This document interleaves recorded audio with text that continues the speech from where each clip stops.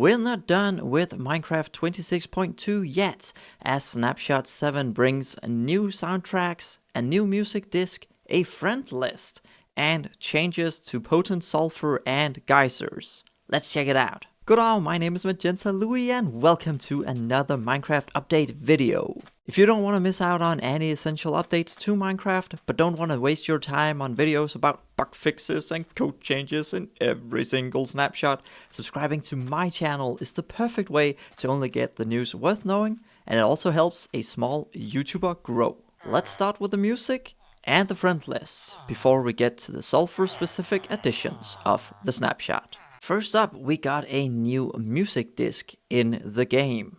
The design is clearly inspired by the sulfur cube, and the track is called Bounce, and it's made by Fingerspit. I personally expected a fun song with a bouncy rhythm, but it's more chill and really nice and relaxed. I like it. It is found with a 42.1% chance in chests located in a mineshaft, but this is actually a cheat, because it's only when the mineshaft is also located in a sulfur cave biome, and this is clearly not one of them. I've been flying around for quite a while, and whilst I've found many mineshafts, I haven't actually found that many sulfur caves. I have in previous videos been able to find mineshafts inside of sulfur caves. It was actually the first sulfur cave I found. It was a mineshaft as well. I've not been able to find it now, so it is quite rare, but I guess it is possible to find. I just couldn't for this video specifically. When the disc is played in the jukebox, it has a redstone signal of 9 actually. The website said 8, but as far as I can see, it's 9. I just encountered the weirdest bug. All my settings has been inverted. What is going on? I just teleported to a dripstone cave, set my game to spectator mode, and now when I press backwards, I go forward. And the other way around, and when I go left, I go right? What in the world? Oh, maybe I was in third person, by the way. Oh, never mind then. I'm just really dumb. I'm so dumb. I was just talking to the camera and not in first person. Fingerspit is also the artist behind 5 other Minecraft soundtracks that are added in this snapshot.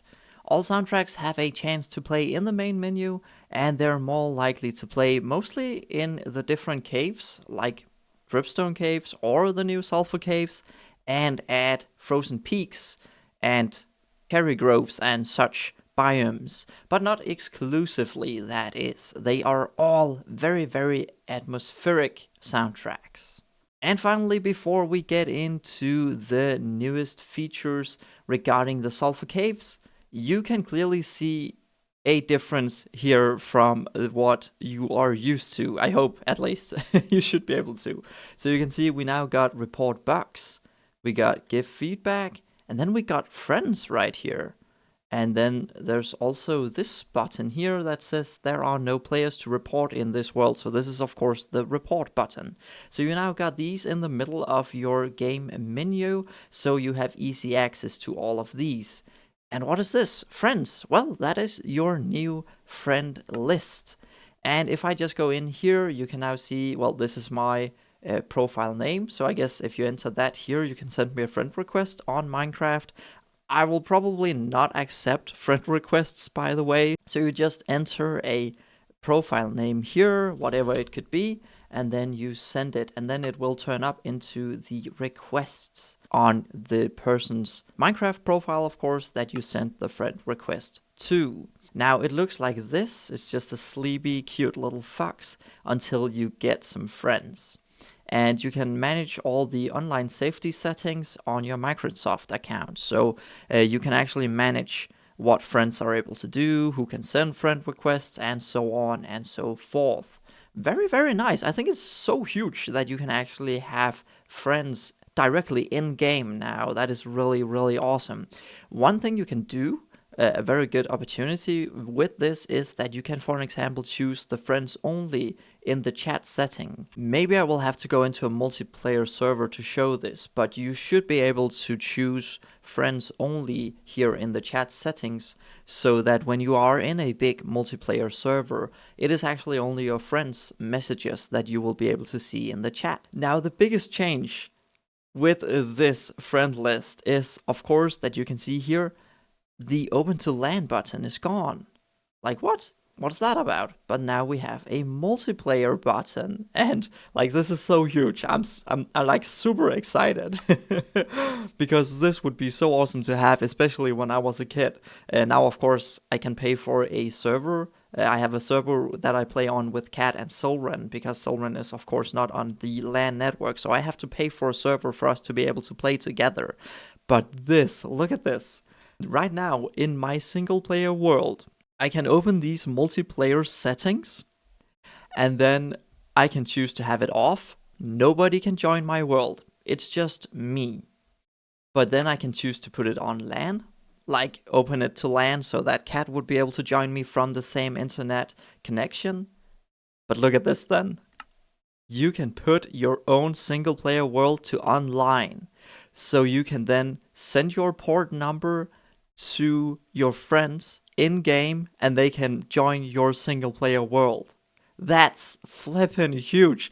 That's so awesome, and it opens up for so many possibilities. You can actually have your friends join you in your single player worlds, like talk about, hey, I'm doing this project right now, would you like to help me, or just play together without having a big server running with it, paying for a big server.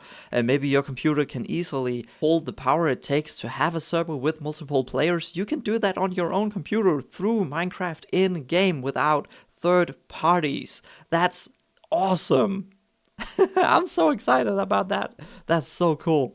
Before we get into the rest of the new features of Snapshot 7, I'd like to remind you that I've become an official YouTube partner. So if you'd like to donate a small amount that will go straight back into more video production, you can become a member of the channel and get tons of perks as well. Joining my Discord community is also a free shortcut to support my channel and always be notified of new content. Back to the video. To give the players more control over the geysers, potent sulfur will now constantly erupt if you put lava underneath the potent sulfur instead of a magma cube. It will constantly erupt with the lava placed underneath, and to make it even better, while the sound of eruption is still there, it is much more silent than a regular eruption caused by a magma block. Geysers can also shoot through non-collidable blocks, just like scaffolding.